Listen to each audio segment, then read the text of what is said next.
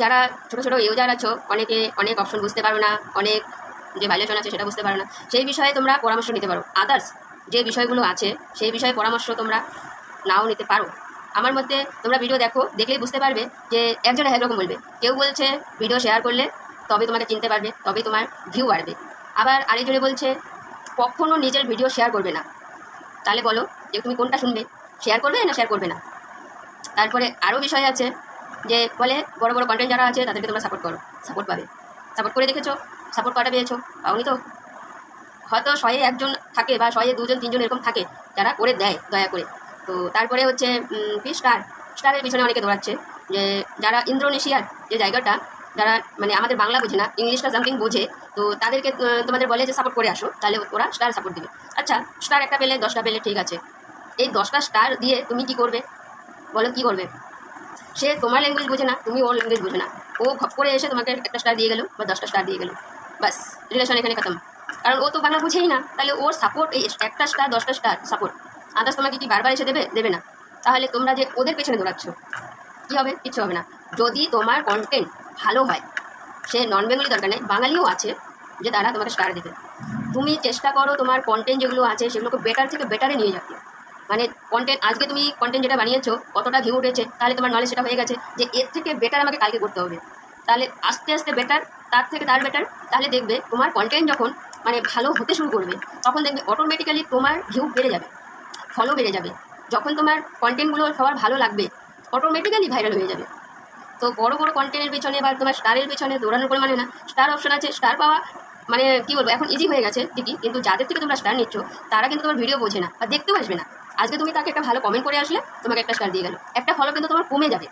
মানে যে ও তোমাকে একটা ফলো দিয়ে গেলো, একটা স্টার দিয়ে গেলো, এটা তোমার সারা জীবনের জন্য কমে যাচ্ছে, সে কিন্তু ভিডিও দেখতে আসবে না। তাহলে এইরকম ফলো দিয়ে তোমরা কী করবে? তারপরে অনেক ফলোয়ার আছে যারা তোমাকে ফলো করে আনফলো করে দিচ্ছে। তাদের যে টেকনিকটা, মানে তারা মজা পাচ্ছে। আজকে ও তোমার থেকে মানে ফলো নিয়ে নিয়েছে, তারপরে ও একদিন পর বা দুদিন পর তোমাকে ওখান থেকে বের করে দিচ্ছে। সে ভাবছে ও চালাক, তুমি বোকা, কিন্তু তুমিও বোকা না। তুমিও দেখবে দুটা লিস্ট থাকে, ফলো আর ফলোইং, দুটো লিস্ট থাকে। তাহলে তুমিও টেস্ট করে তাকে আউট করে দেবে, নিশ্চয়ই তুমিও বোকা না, তুমিও সেটা টেস্ট করবে, টেস্ট করে তুমিও তাকে আউট করে দেবে। মানে তার যে চালাকিটা সেখানে থেকেই শেষ।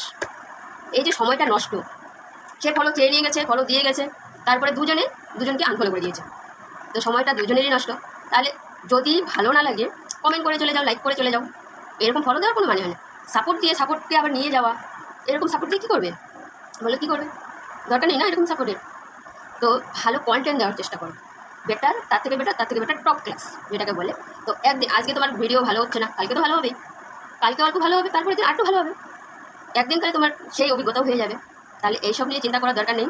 সুন্দর কমেন্ট করো, লাভ রিডার দিতে বলছে লাভ রিডার দাও, ফলো সেইভাবে। মানে আজকে তুমি 10টাকে ফলো করে আসছো, হয়তো 10টার জায়গায় 5টা আসছে, তারপর 5টা আসার পরে 3টা চলে গেছে, 2টা রয়ে গেছে। বলি না যে 100টার মধ্যে 50% হয়তো আসবে, 50% থেকে 30% ফলো দেবে, তার অর্ধেক থাকবে কটা, 2টো 3টে, এই তো।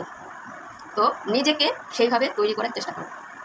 কারো আশায় বা কে কী করলো, কে কী বললো, সমস্যা পড়লে সমস্যা থেকে বেরিয়ে যাওয়ার জন্য ভিডিও দেখো, হ্যাঁ পরামর্শ নাও, তারপর পরামর্শ নেওয়ার পরে সেই পরামর্শটাকে নিজের মধ্যে চিন্তা করে অ্যাপ্লাই করবে, ডাইরেক্ট অ্যাপ্লাই করবে না। অনেক যে আছে নোটিফিকেশনও আছে যেগুলো তোমাকে নোটিফিকেশনের মাধ্যমে দেয়, যে হ্যাকার বলে। তো ওই যে হ্যাকারটা যে নোটিফিকেশন পাঠায় সেটাকে স্ক্রিনশট মারবে, সেটা হলো বলে ট্রান্সলেট বলে একটা মানে অ্যাপ আছে, সেটাতে গিয়ে ট্রান্সলেট করে দেখবে যেটা কোন নোটিফিকেশন। তারপরে যদি বুঝতে না পারো, যারা বড়রা আছে তাদের কাছে পরামর্শ নাও, তারপরে গিয়ে ক্লিক করবে, ঠিক আছে? মানে সমস্ত বিষয় বাইরে থেকে দেখে এসেই অ্যাপ্লাই করা শুরু করে দেবে না, নিজেকে একটু বোঝানোর চেষ্টা করো, সেটাকে নিজের মধ্যে ডিসকাস করো, তারপরে গিয়ে অ্যাপ্লাই করো। All the best.